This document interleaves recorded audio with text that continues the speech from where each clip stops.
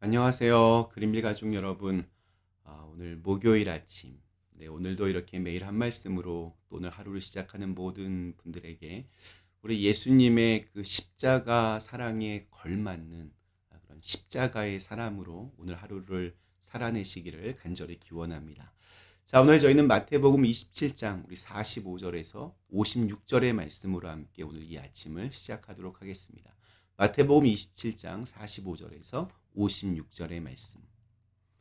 제6시부터 온 땅에 어둠이 임하여 제9시까지 계속되더니 제9시쯤에 예수께서 크게 소리질러 이르시되 엘리 엘리 라마 사박다니 하시니 이는 곧 나의 하나님 나의 하나님 어찌하여 나를 버리셨나이까 하는 뜻이라. 거기 섰던 자 중 어떤 이들이 듣고 이르되 이 사람이 엘리야를 부른다 하고 그 중에 한 사람이 곧 달려가서 해면을 가져다가 신 포도주에 적시어 갈대에 꿰어 마시게 하거늘 그 남은 사람들이 이르되 가만두라 엘리야가 와서 그를 구원하나 보자 하더라. 예수께서 다시 크게 소리 지르시고 영원히 떠나시니라. 이에 성소 휘장이 위로부터 아래까지 찢어져 둘이 되고 땅이 진동하며 바위가 터지고 무덤들이 열리며 자던 성도의 몸이 많이 일어나되 예수의 부활 후에 그들이 무덤에서 나와서 거룩한 성에 들어가 많은 사람에게 보이니라. 백부장과 및 함께 예수를 지키던 자들이 지진과 그 일어난 일들을 보고 심히 두려워하여 이르되 이는 진실로 하나님의 아들이었도다 하더라. 예수를 섬기며 갈릴리에서부터 따라온 많은 여자가 거기 있어 멀리서 바라보고 있으니 그 중에는 막달라 마리아와 또 야고보와 요셉의 어머니 마리아와 또 세베대의 아들들의 어머니도 있더라. 아멘. 네, 우리 예수님은 조롱과 희롱을 받으시면서도 아무 말씀도 하지 않으셨습니다. 그 침묵 가운데 그분은 십자가의 죽음의 길이었던 골고다의 길을 걸으셨고 또 침묵 가운데 그분은 십자가에 못 박히셨습니다. 못 박히심으로 이제 그분 안에 있었던 따뜻한 피가 지면으로 한 방울씩 흘려 내립니다. 그렇게 예수님은 십자가 위에서 우리를 위하여 죽어가고 계셨습니다.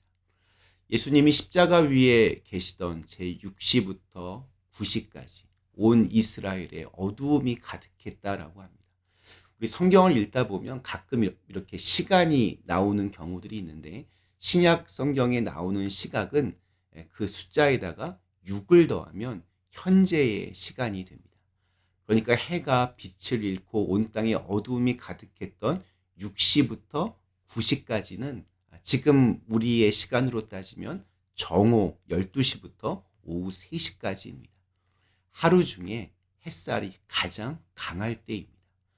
그럼에도 불구하고 그 시간 짙은 어두움이 임했습니다. 온 세상에 검은 그림자가 머물고 있던 그 시간 죽음을 앞둔 예수님은 그동안의 침묵을 깨시고 모든 사람들이 들을 수 있을 만큼 큰 소리로 절규하셨습니다. 엘리 엘리 라마 사박다니. 이 처절한 외침은 시편 22편 1절에 히브리어로 기록된 다윗의 탄식시를 주님께서 그대로 인용하신 것이었습니다. 그 뜻은 나의 하나님 어찌하여 나를 버리셨나이까. 이 시편 22편의 시는 원래 다윗이 하나님께 원수들로부터 자신을 구원해 주실 것을 간구하는 시였습니다. 그러나 하나님은 다윗을 도우시지 않으셨고 지체하셨으며 다윗은 그런 하나님에 대하여 자신의 이 외롭고 또 고독한 마음을 노래로 지은 것이었습니다. 하나님, 어찌하여 나를 버리셨습니까? 여기서 버리다라는 뜻을 가진 사박다니라고 하는 단어는 단순히 내가 지금 눈앞에 보임에도 불구하고 무시하거나 외면하는 것을 의미하는 그 정도의 수준이 아닙니다. 사바크라는 히브리어 말에는 완전히 포기하다라는 뜻이 있습니다. 즉 십자가에 달리신 예수님께서 나의 하나님 어찌하여 나를 버리셨나이까라고 하셨을 때 그것은 하나님께서 단순히 고개를 돌려서 고통을 못 본 척 하시는 외면하시는 그 정도의 수준이 아니라 하나님께서 완전히 주님과의 관계를 그 순간 끊어버리는 것을 의미합니다.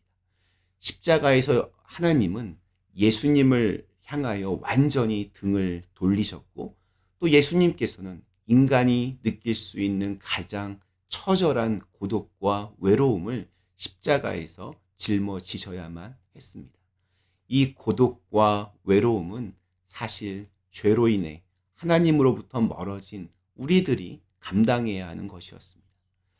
이렇게 처절한 시간을 사투를 벌이시고 있을 때 십자가 밑에서 구경하던 사람들의 모습은 인간이 참 악하구나라는 생각을 절로 하게 됩니다.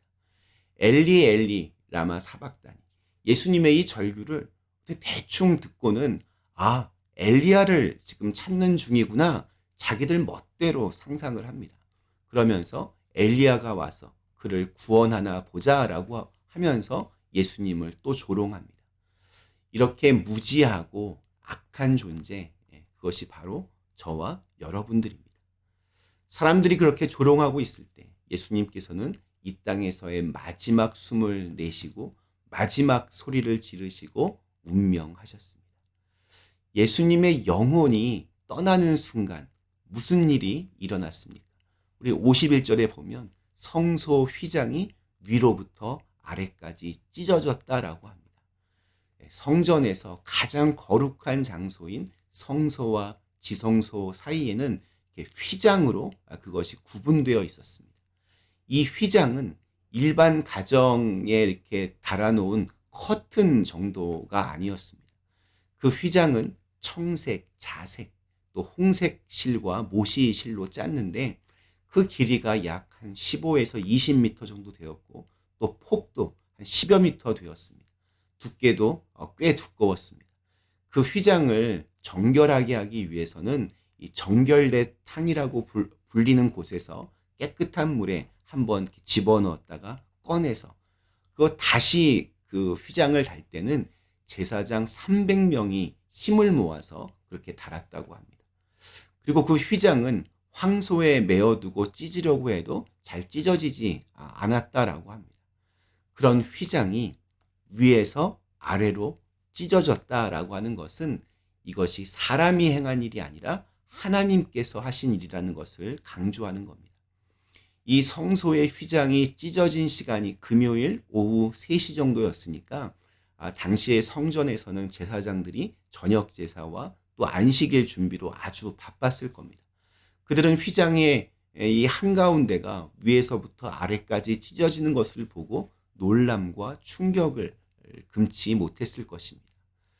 휘장은 하나님께 나아가는 문이기도 했지만 동시에 하나님과 우리 사이의 단절을 뜻하기도 했습니다. 그런데 이 휘장이 찢어졌습니다. 하나님과 우리 사이를 가로막고 있던 이 장막이 예수님의 십자가 보혈로 찢겨진 것입니다. 이제 누구든지 주님의 보혈에 힘입어 거룩한 하나님 앞으로 나갈 수 있게 되었습니다. 우리는 거룩하지 못하나 주님의 보혈이 우리를 거룩하게 하였고 우리를 하나님의 품으로 인도해 줍니다. 예수님의 십자가 사건 이후에 이제는 대제사장만이 아니라 하나님의 자녀라면 누구든지 담대하게 하나님의 보좌로 나갈 수 있게 되었습니다. 또한 이렇게 잠자던, 이렇게 죽었던 성도들이 일어난 것은 3일 후에 있을 부활과 더불어 장차 모든 성도가 맞이하게 될 부활을 보여주는 샘플과도 같은 것이었습니다. 이러한 일들을 보고 백부장과 또 예수님을 지키던 군인들은 그분은 진실로 하나님의 아들이었다라고 그렇게 고백을 합니다. 마땅한 고백입니다. 자, 예수님께서 십자가 위에서 돌아가셨습니다. 중요한 것은 왜입니다.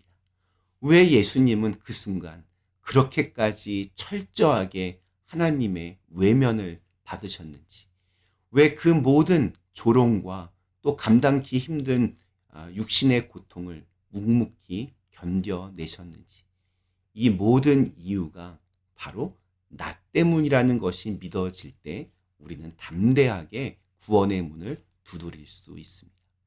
오늘 우리에게 주신 하루, 주님의 십자가 은혜가 곧 나의 구원의 시작임을 알아서 십자가의 사람으로 그렇게 살아가실 수 있기를 간절히 기원합니다. 잠시 함께 기도하시겠습니다. 사랑의 하나님, 오늘 주님께서 십자가에서 돌아가시는 장면을 함께 읽었습니다. 그분은 우리를 위해 십자가에서 죽으셨습니다. 그 십자가의 사랑에 걸맞는 십자가의 사람으로 살아갈 수 있게 하여 주시옵소서. 예수님의 이름으로 간절히 기도드리옵나이다. 아멘.